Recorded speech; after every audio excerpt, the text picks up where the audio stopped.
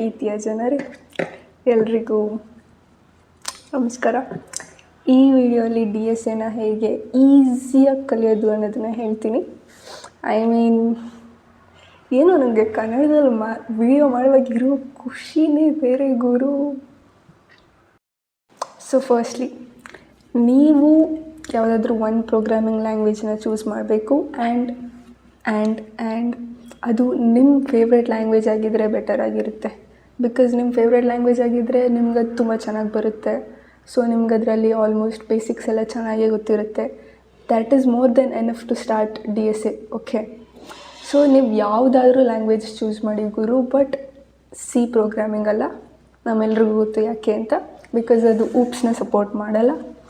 And ನಿಮಗೆ ಯಾವ language ಇಷ್ಟ ಇದೆ, ನೀವು ಪೈಥನಲ್ಲಿ ಚೆನ್ನಾಗಿ ಮಾಡ್ತೀರಾ, ನಿಮಗೆ ಪೈಥನ್ ತುಂಬ ಚೆನ್ನಾಗಿ ಬರುತ್ತೆ ಅಂತಂದರೆ ಪೈಥನಲ್ಲಿ DSA ಕಲಿಯೋದಕ್ಕೆ ಸ್ಟಾರ್ಟ್ ಮಾಡಿ. ನಿಮಗೆ ಜಾವ ಚೆನ್ನಾಗಿ ಬರುತ್ತೆ ಅಂತಂದರೆ ಜಾವದಲ್ಲಿ DSAನ ಕಲಿಯೋದಕ್ಕೆ ಸ್ಟಾರ್ಟ್ ಮಾಡಿ. ಬಟ್ DSA ಸ್ಟಾರ್ಟ್ ಮಾಡಬೇಕು ಗುರು, ಅಷ್ಟೇ. Okay, it could be any language, just start ಮಾಡಿ DSAನ. ಸೊ ನೀವು ಒಂದು ಸಲ ಯಾವುದಾದ್ರೂ ಒಂದು ಲ್ಯಾಂಗ್ವೇಜ್ನ ಚೂಸ್ ಮಾಡಿದ್ರೆ ಮತ್ತೆ ಚೇಂಜ್ ಮಾಡೋಕ್ಕೆಲ್ಲ ಹೋಗಬೇಡಿ. ಸುಮ್ಮನೆ ಟೈಮ್ ವೇಸ್ಟ್ ಎಲ್ಲ ಮಾಡಬೇಡಿ, ಓಕೆನಾ? ಆ್ಯಂಡ್ ದೆನ್ ನಿಮಗೆ ಆ ಲ್ಯಾಂಗ್ವೇಜಲ್ಲಿ ಬೇಸಿಕ್ಸ್ ಎಲ್ಲ ಕಂಪ್ಲೀಟಾಗಿ ಗೊತ್ತಿರಬೇಕು. ಬೇಸಿಕ್ಸ್ ಎಲ್ಲ ಗೊತ್ತಿದ್ರೆ you can start with DSA. And apart from this collection frameworks, libraries ಅಂತ ಎಲ್ಲ ಆ ಲ್ಯಾಂಗ್ವೇಜ್ಗೆ DSAಗೆ ರಿಲೇಟೆಡ್ ಬೇಕಾಗಿರೋದನ್ನ ಕೆಲವೊಂದನ್ನು ಕಲಿಬೇಕಾಗುತ್ತೆ. ಅದನ್ನು ನೀವು DSA ಸ್ಟಾರ್ಟ್ ಮಾಡಾದ್ಮೇಲೂ ಕಲಿತಾ ಹೋಗ್ತಾ ಕಲಿಬೋದು. ನೀವು ಲ್ಯಾಂಗ್ವೇಜ್ನಲ್ಲಿ ಇರೋ ಲೈಬ್ರರೀಸ್ನ ಹೋಗ್ತಾ ಕಲಿಬೋದು. But you just have to start DSA. ನೀವು ನೆಕ್ಸ್ಟ್ ಚೂಸ್ ಮಾಡಬೇಕಾಗಿರೋದು ಯಾವ DSA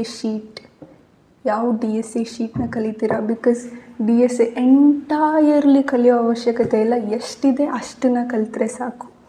ಸೊ ಯಾವ DSA ಶೀಟ್? ನಾನು ಸ್ಟ್ರೈವರ್ಸ್ A to Z DSA sheet use ಮಾಡ್ತಾಯಿದ್ದೆ.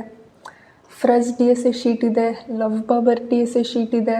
ಅದೇ ಥರ ಎಷ್ಟೊಂದು DSA ಶೀಟ್ಸ್ ಎಲ್ಲ ಇದ್ದಾವೆ. ಬಟ್ ನೀವು ಯಾವ DSA ಶೀಟ್ನ ಚೂಸ್ ಮಾಡ್ತೀರಾ ಅನ್ನೋದು ಕೂಡ ಅದು ನಿಮ್ಮ ಮೇಲೆ ಡಿಪೆಂಡ್ ಆಗುತ್ತೆ.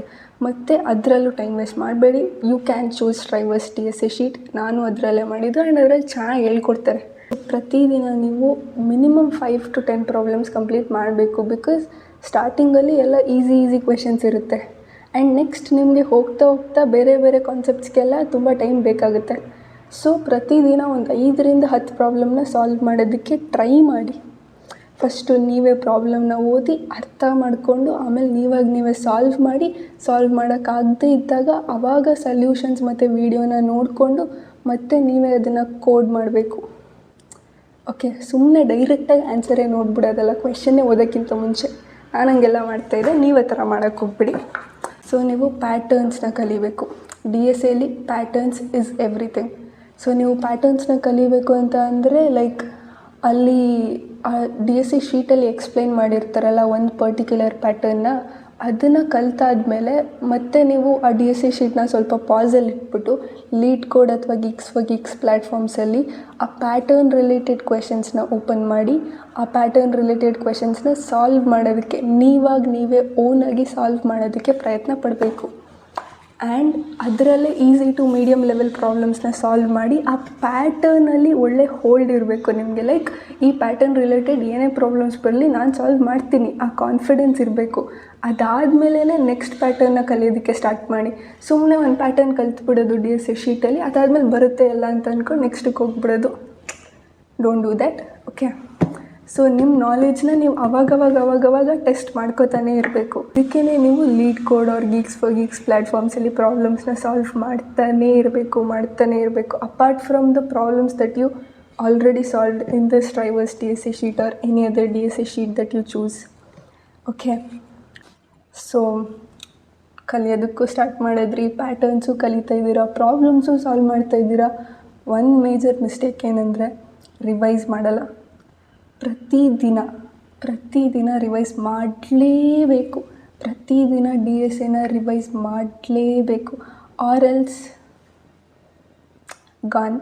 ಪ್ರತಿದಿನ DSAನ ರಿವೈಸ್ ಮಾಡಬೇಕು. ಅದಂತೂ mandatory to revise DSA every day. Okay, ನೀವು ಲೈಕ್ ಈವನ್ ಬಿಫೋರ್ ನೀವು ಕಲಿಯೋದಕ್ಕೆ ಒಂದು ಟಾಪಿಕ್ನ ಕಲಿಯೋದಕ್ಕೆ ಸ್ಟಾರ್ಟ್ ಮಾಡೋಕ್ಕಿಂತ ಮುಂಚೆನೇ ನೀವು ಇವತ್ತು ಮಾಡಬೇಕಾಗಿರೋ DSA ರಿವಿಷನ್ನ ಮಾಡಬೇಕು. ನಿಮಗೆ ಗೊತ್ತಿರುತ್ತೆ ಎಲ್ಲ, ಬಟ್ ಸ್ಟಿಲ್ ರಿವೈಸ್ ಮಾಡಲೇಬೇಕು. ಆರ್ ಎಲ್ಸ್ ಹೋಗ್ತಾ ಹೋಗ್ತಾ ಹೋಗ್ತಾ ಹೋಗ್ತಾ ಮರ್ತೋಗ್ತೀರಾ ಅಥವಾ ಕಷ್ಟ ಆಗುತ್ತೆ. And every Sundays and sometimes Saturdays ಲೀಡ್ ಕೋಡಲ್ಲಿ ಆ್ಯಂಡ್ ಗೀಕ್ಸ್ ಫಾರ್ ಗೀಕ್ಸಲ್ಲಿ ಯಾವಾಗಲೂ ಕಾಂಟೆಸ್ಟ್ ಇರುತ್ತೆ. ನೀವು ಆ ಕಾಂಟೆಸ್ಟ್ನ ವಿತೌಟ್ ಕಾಪಿಂಗ್ ನೀವೇ ಓನಾಗಿ ಸಾಲ್ವ್ ಮಾಡೋದಕ್ಕೆ ಟ್ರೈ ಮಾಡಬೇಕು. Because it is important to solve problems in contest. ಆವಾಗಲೇ ನಿಮ್ಗೆ ಅರ್ಥ ಆಗೋದು ನಿಮ್ಗೆ ಯಾವ ರೇಂಜಲ್ಲಿದ್ದೀರಾ DSAಲಿ, ಎಷ್ಟು ಕಲ್ತಿದ್ದೀರಾ, ಎಷ್ಟು ಬರುತ್ತೆ, ಎಷ್ಟು ಪ್ರಾಬ್ಲಮ್ ಸಾಲ್ವ್ ಮಾಡ್ಬೋದು, ಎಷ್ಟು ಕ್ವೆಶನ್ಸ್ನ ಅರ್ಥ ಮಾಡ್ಕೊಳ್ಳೋಕ್ಕೆ ಕೆಪಬಿಲಿಟಿ ಬಂದಿದೆ, ಯಾವ ಪ್ಯಾಟರ್ನ್ಸ್ ರಿಲೇಟೆಡ್ ಸಾಲ್ವ್ ಮಾಡ್ತಾಯಿದ್ದೀವಿ ಅನ್ನೋ ಒಂದು ಥಿಂಕಿಂಗ್ ಬಂದಿದೆ ಅಂತ ಆವಾಗಲೇ ಗೊತ್ತಾಗೋದು. ಸೊ ಅದಕ್ಕೇ DSAಲಿ ಕಾಂಟೆಸ್ಟನ್ನ ಪ್ರತಿ week just don't miss contest. 8 ಗಂಟೆಗೆ ಎದ್ದೇಳಿ ಕಾಂಟೆಸ್ಟ್ ಕೊಡಿ. ಇಲ್ವಾ ಅದೇ ಕಾಂಟೆಸ್ಟ್ನ ಅದಾದಮೇಲೆ ಮತ್ತೆ ಸಾಲ್ವ್ ಮಾಡ್ಬೋದು. You have to give contest, okay? Or else ನಿಮಗೆ ಗೊತ್ತಾಗಲ್ಲ, ಲೈಕ್ ಕ್ಲಿಯರಾಗಿ ಐಡಿಯಾ ಬರೋಲ್ಲ. ನಾನು ಫಸ್ಟ್ ಟೈಮ್ ಕಾಂಟೆಸ್ಟ್ ಕೊಟ್ಟಾಗ ಜಸ್ಟ್ ಈಸಿ ಲೆವೆಲ್ ಪ್ರಾಬ್ಲಮ್ಸ್ ಅಷ್ಟೇ ಸಾಲ್ವ್ ಮಾಡೋಕ್ಕಾಗ್ತಿತ್ತು. ಮೀಡಿಯಮ್ ಲೆವೆಲ್ ಪ್ರಾಬ್ಲಮ್ಸ್ ಎಲ್ಲ ಸಾಲ್ವ್ ಮಾಡೋಕ್ಕೆ ಆಗ್ತಿರಲಿಲ್ಲ. ಆವಾಗಲೇ ನಂಗೆ ರಿಯಲೈಸ್ ಆಗಿದ್ದು ಇನ್ನೂ ಜಾಸ್ತಿ ಕಲಿಬೇಕು, ಇನ್ನೂ ಕರೆಕ್ಟಾಗಿ ಕಲಿಬೇಕು ಪ್ಯಾಟರ್ನ್ಸ್ ಎಲ್ಲನೂ ಅಂತ. ಸೊ ಅದಕ್ಕೆ ಕಾಂಟೆಸ್ಟ್ನ ಕೊಡಿ. Consistency, last but not the least. Consistency is everything in DSA. ಪ್ರತಿದಿನ 2ರಿಂದ 3 ಪ್ರಾಬ್ಲಮ್ಸ್ನ ಸಾಲ್ವ್ ಮಾಡಲೇಬೇಕು ಆ್ಯಂಡ್ ಪ್ರತಿದಿನ ರಿವೈಸ್ ಮಾಡಲೇಬೇಕು. ನೀವು ಅವತ್ತೇನಾದರೂ ಕಲಿತಿರೋ ಬಿಡ್ತಿರೋ ಇಟ್ ಡಸಂಟ್ ಮ್ಯಾಟರ್, ಬಟ್ ಪ್ರತಿದಿನ ರಿವೈಸ್ ಅಂತೂ ಮಾಡಿ. ಆ್ಯಂಡ್ ಪ್ರತಿದಿನ ಒಂದು 2-3 ಪ್ರಾಬ್ಲಮ್ಸ್ ಆದರೂ ನೀವು ಓನಾಗಿ ಸಾಲ್ವ್ ಮಾಡಿ. LeetCode problem of the day ಇದೆ, geeks for geeks problem of the day ಇದೆ. ಅದರಲ್ಲೆಲ್ಲ ಪ್ರಾಬ್ಲಮ್ಸ್ನ ಸಾಲ್ವ್ ಮಾಡಿ. ಅಥವಾ ಆ ಟಾಪಿಕ್ನ ಇನ್ನೂ ಕವರ್ ಮಾಡಿಲ್ಲ ಅಂತ ಅಂದರೆ ಓನಾಗಿ ಬೇರೆ ಪ್ರಾಬ್ಲಮ್ಸ್ನ ತೆಗೆದು ಸಾಲ್ವ್ ಮಾಡಿ, ಅಥವಾ ಮುಂಚೆನೇ ಸಾಲ್ವ್ ಮಾಡಿರೋ ಪ್ರಾಬ್ಲಮ್ಸ್ನ ಮತ್ತೆ ಸಾಲ್ವ್ ಮಾಡೋದಕ್ಕೆ ಪ್ರಯತ್ನ ಪಡಿ. ಬಟ್ ಪ್ರತಿದಿನ DSA ಪ್ರಾಬ್ಲಮ್ಸ್ನ ಸಾಲ್ವ್ ಮಾಡಲೇಬೇಕು. ಆವಾಗಲೇ ಲಾಜಿಕ್ ಬಿಲ್ಡಿಂಗ್ ಆ್ಯಕ್ಚುಲಾಗಿ ವರ್ಕ್ ಆಗೋದು. ಕಷ್ಟಪಟ್ಟು DSA ಕಲಿಯೋದಕ್ಕೆ ಹೋಗಬೇಡಿ, ಇಷ್ಟಪಟ್ಟು DSA ಕಲಿಯೋದಕ್ಕೆ ಟ್ರೈ ಮಾಡಿ. ಬಿಕಾಸ್ ಟೆಕ್ನಿಕಲಿ ಅದೇನು ಅಷ್ಟೊಂದೇನು ಕಷ್ಟ ಇಲ್ಲ. ಇಫ್ ನೀವು ಪ್ಯಾಟರ್ನ್ಸ್ ಎಲ್ಲ ಅರ್ಥ ಮಾಡ್ಕೊಂಡ್ರೆ ಅದು ಏನೂ ಕಷ್ಟನೇ ಇರೋಲ್ಲ.